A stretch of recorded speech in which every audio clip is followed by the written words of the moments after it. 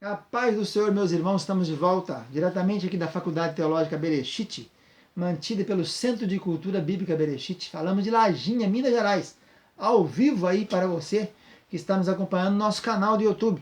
Nosso canal Baú do Escriba. Você que está acompanhando nossos estudos, já temos aí uns 15 estudos, procure divulgar isto. Anuncie a outros para que eles possam também estudar conosco. Eu volto a repetir para os irmãos o que eu digo sempre. Não pense que você sabe tudo. Nós nada sabemos. Eu estudo isso aqui há 30 anos e vou dizer para você a verdade. Eu tenho que estudar de novo aqui, ó.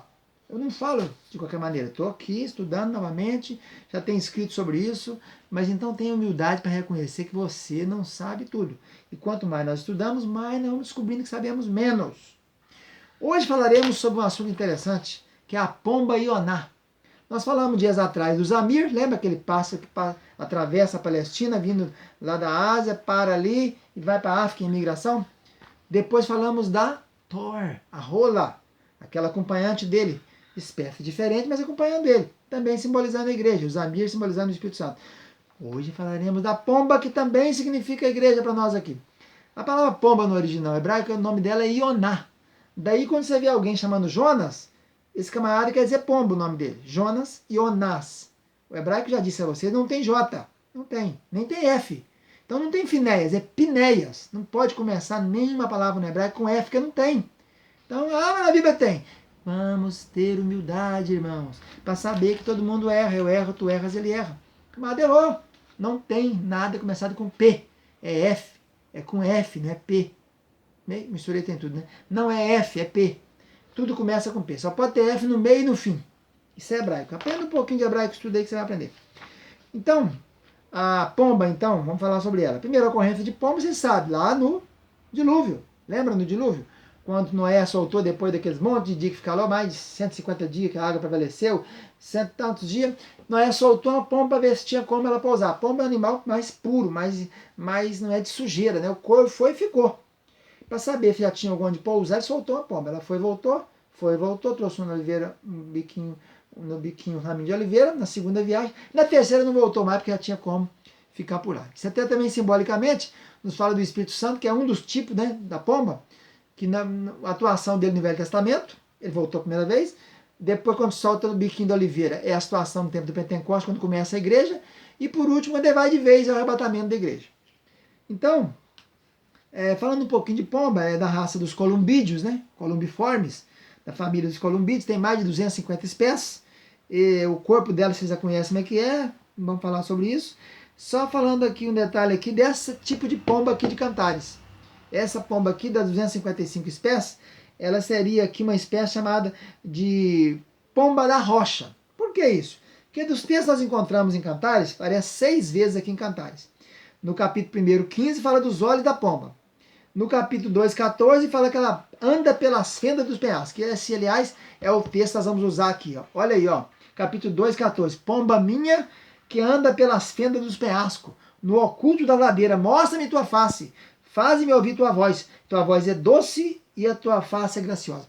Então essa pomba é a pomba das rochas. Haviam várias espécies de pomba, essa daqui é a pomba da rocha. Ela tem esse hábito, seu habitat, o seu esconderijo, o seu local de descanso, são nas fendas das rochas. E aí no 4.1 fala dos olhos como das pombas, no 5.2 pomba minha, no 5.12 teus olhos são como das pombas, 3 vezes fazendo menção aos olhos das pombas. E a última ocorrência, 6.9, falando de pomba minha. Então, ela tem algumas características que a gente tem que aplicar aqui para a gente tomar lições espirituais disso aqui, né? Então, elas são notáveis pela devoção aos parceiros. A primeira coisa que devemos destacar é isso aqui. As pombas são muito devotas, elas têm uma fidelidade, né? Apesar que animais não tem muito isso, mas elas conservam isso aí. Outra coisa é que elas sempre ficam, seus ninhos, essa pomba da rocha, perto de fontes de água. Elas gostam de limpeza, de banhar-se por ali, né? Jesus falou sobre pomba? Falou. Ele disse, seja simples como as pombas. Então nós precisamos acabar com alguns mitos no meio da igreja, né? A igreja tem que ser, centro de dispersão da palavra e não de recepção. Nós temos que anunciar para o mundo as coisas e não receber do mundo. Então essa lorota que fica aí que pomba significa paz, pomba é símbolo de paz, isso não tem na Bíblia isso aqui. Você pega todas as 30 e poucas ocorrências que nós encontramos aqui, 33, você vai ver que não tem lugar nenhum dizendo sobre isso. Tem Jesus falando que seja simples como as pombas, então a pomba é símbolo de simplicidade. Símbolo de simplicidade, de humildade, de coisa mais recatada. Outra coisa que a gente encontra em Isaías, Ezequiel e Naum, é texto dizendo que a pomba geme. Várias vezes fala isso. Inclusive nós temos um salmo, né? Davi escreveu um salmo. O salmo número 53, ele fala sobre isso. A melodia, não, 56. A melodia do salmo é assim: Miquitão de Davi para o músico mor, sobre Yonata Elen Rehokim. Esse Yonata Elen Rehokim quer dizer, na verdade, pomba dos terebitos distantes. Esse salmo aqui, quando Davi foi preso lá em Gate. Gate é aquela cidade dos filisteus. Gate é Crom, Asdod, né, aquelas 5 cidades que ficam ali, na beiradinha ali, do mar Mediterrâneo. E ele estava gemendo aqui. Então a melodia levou esse nome. Ele foi preso, arrumou um jeito de sair fora, porque ele era famoso, né? Eles cantavam, Davi matou, Saul matou milhares, Davi matou 10 milhares. A fama dele correu, Deus abençoava ele muito. Então, a pomba tem a ver com gemido, tem a ver com simplicidade, né? Jesus disse lá no texto dizendo no Novo Testamento, ele falou sobre isso, ser simples como as pombas e prudentes como as serpentes. Mateus 3,16, Marcos 1,18, João 1,32. Também no Novo Testamento, que a palavra no grego já é peristerá, em vez de ser ioná é no hebraico, Mateus também fala da simplicidade da pomba. E o outro texto que a gente encontra no Novo Testamento sobre pombas é aquele texto das vendas dos cambistas, né? Porque a pomba era usada para os pobres no Velho Testamento. O camarada não tinha como dar um gado, não tinha como dar uma ovelha, nem um carneiro, nem um bode.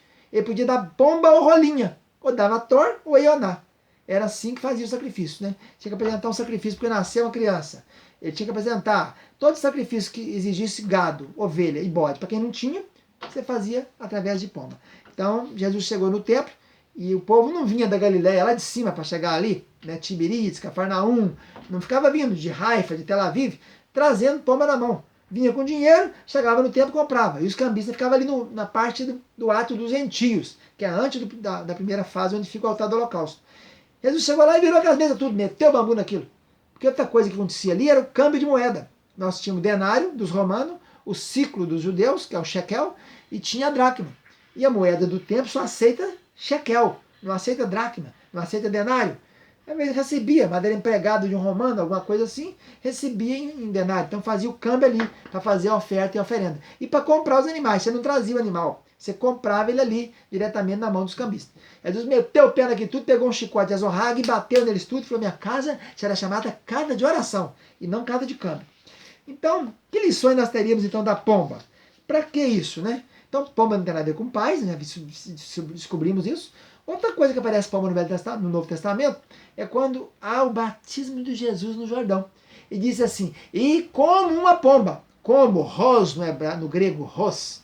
Aliás, essa palavra ros está cheinha no Apocalipse. Ros quer dizer como. Não é que desceu uma pomba na cabeça ali de Jesus, não. É como se fosse uma pomba, um negócio assim. A mesma coisa aconteceu em Pentecostes. Como um vento forte. Não houve um vento forte ali, não.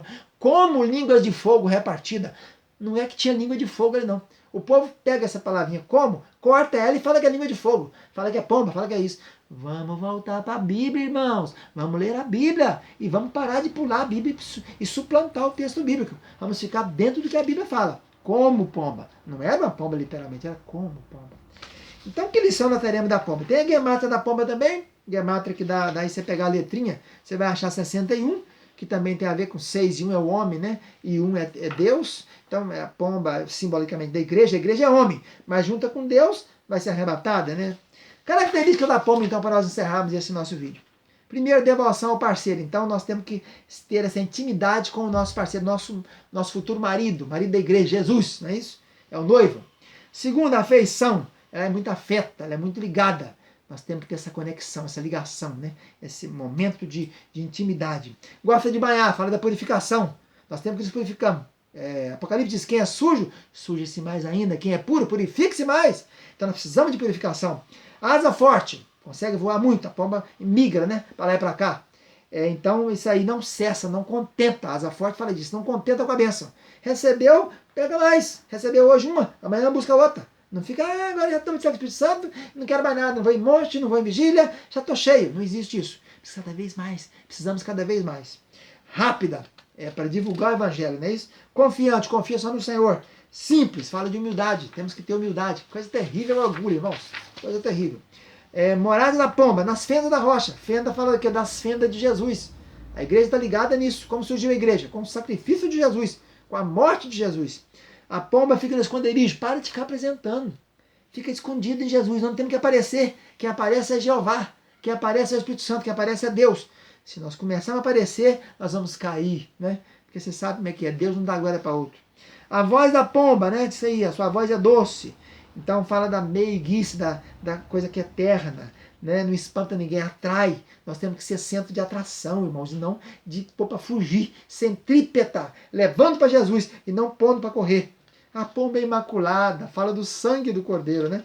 Nós fomos lavados com o sangue do Cordeiro, por isso estamos nós aqui. Então é isso aí, nós vamos ficando por aqui. Você que está acompanhando o nosso canal, divulgue, dá sua like, manifeste, comunique a outros e até o próximo estudo. Um abraço, tchau, tchau.